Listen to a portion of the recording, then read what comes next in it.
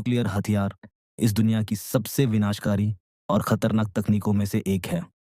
इसका प्रयोग सिर्फ युद्ध जीतने के लिए नहीं, बल्कि पूरे शहर, सभ्यता और जीवन को एक पल में समाप्त कर देने के लिए किया जा सकता है। जब कोई न्यूक्लियर बम फटता है, तो कुछ ही सेकंड में वह कई किलोमीटर तक तबाही मचा देता है। लेकिन क्या आपने कभी सोचा है कि यह काम कैसे करता है? इस तकनीक की जड़ें दो मुख्य प्रक्रियाओं में हैं, न्यूक्लियर फिशन और न्यूक्लियर फ्यूजन। फिशंस का मतलब होता है किसी भारी तत्व जैसे यूरेनियम 228 या प्लूटोनियम 229 के नाभिक का टूट जाना। जब एक न्यूट्रॉन इस नाभिक से टकराता है, तो वह दो हिस्सों में विभाजित हो जाता है और भारी मात्रा में ऊर्जा के साथ साथ और न्यूट्रॉन उत्पन्न करता है। ये न्यूट्रॉन अन्य नाभिकों से टकराते हैं और यह प्रक्रिया बहुत तेजी से आगे बढ़ती है, जिसे चेन रिएक्शन कहा जाता है। फ्यूजन्स में इसके विपरीत दो हल्के नाभिक जैसे ड्यूटेरियम और ट्रिटियम एक साथ जुड़कर एक भारी नाभिक बनाते हैं। यह प्रक्रिया सूरज में होती है।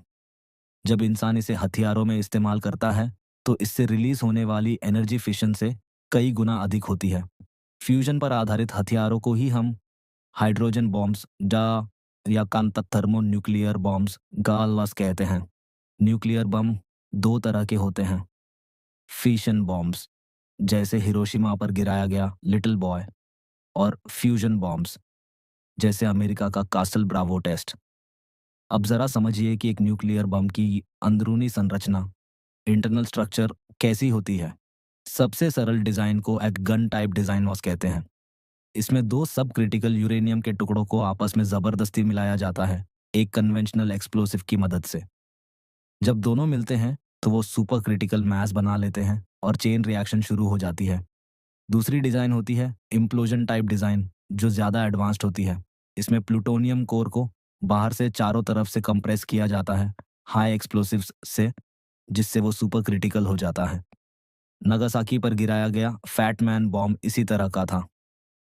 थर्मोन्यूक्लियर वेपन्स और भी ज्यादा घातक होते हैं। इसमें दो स्टेज होते हैं। पहले एक फिशन बॉम्ब एक्सप्लोड होता है, जिससे इतनी हीट और प्रेशर बनती है कि सेकंड स्टेज में फ्यूजन फ्यूल इग्नाइट हो जाता है। इस कॉन्फ़िगरेशन को टेलर-उलाम डिजाइन कहते हैं। अब सवाल आता है, जब एक न्यूक्लियर बम फटता है, तब आखिर होता क्या है? इसके 5 मुख्य प्रभाव होते हैं। एक, ब्लास्ट वेव, धमाके की लहर। यह शॉक वेव इतनी तेज होती है कि इमारतें, पेड़, गाड़ियां सब कुछ पल में गिर जाते हैं। इंसानों के शरीर लिटरली हवा में उड़ जाते हैं। हिरोशिमा में कुछ लोगों की सिर्फ परछाइयां दीवारों पर बची थीं। 2, थर्मल रेडिएशन, गर्मी की विकिरण। धमाके से निकलने वाली हीट इतनी ज्यादा होती है कि 1 से 2 किलोमीटर के दायरे में हर चीज जल जाती है। इंसानों की त्वचा जलकर उतर जाती है, कपड़े भस्म हो जाते हैं और बहुत से लोग सिर्फ बर्न्स की वजह से कुछ सेकंड में मर जाते हैं। 3, initial nuclear radiation.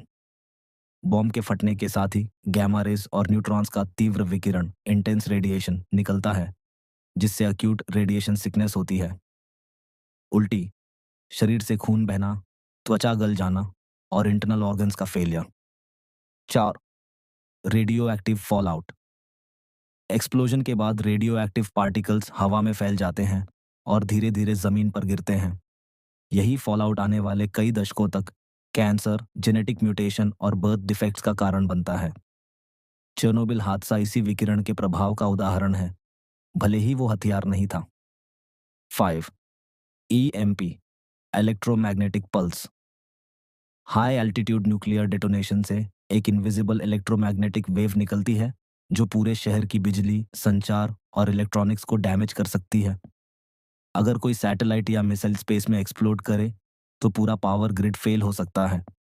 In scientific प्रभावों के अलावा एक न्यूक्लियर बम का सबसे बड़ा असर साइकोलॉजिकल होता है। हिरोशिमा और नागासाकी के लोग आज भी उस दर्द को झेलते हैं। सर्वाइवर्स को इला हिबाकुशावा कहा जाता है। उनकी जिंदगी रेडिएशन की वजह से पूरी तरह बदल गई थी। कैंसर, नपुंसकता, डिफॉर्मिटीज और सामाजिक बहिष्कार। उसके बाद दुनिया ने एक नारा सीखा, एमैड, म्यूचुअली अश्योर्ड डिस्ट्रक्शन। इसका मतलब ये था कि अगर दो देशों के पास न्यूक्लियर वेपन्स हैं और एक हमला करता है, तो दूसरा भी रिटेलिएट करेगा। जिससे दोनों पूरी तरह नष्ट हो जाएंगे।